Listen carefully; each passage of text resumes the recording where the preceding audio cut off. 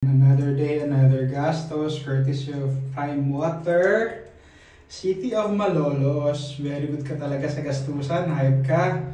Ito yung tubig ng before ma-install yung multimedia na filter.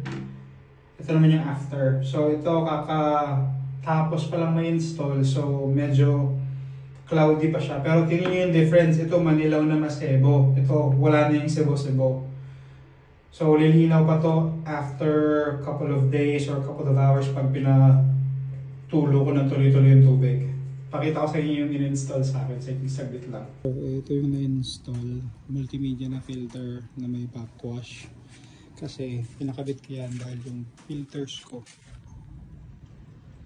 wala pang 2 months kanya nakalibag.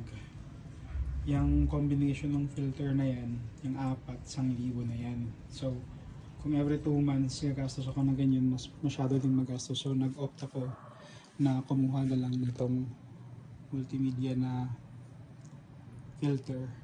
Tapos nagpadagdag ako ng UV. Kasi yung tubig ni Prime Water Makate. So hopefully may eliminate yung, wala na siyang amoy yung tinignan ko. Tapos yung kate, hindi natin sure kung mawawala na ba. Pero yun, gastos na naman, hype ka talaga Prime.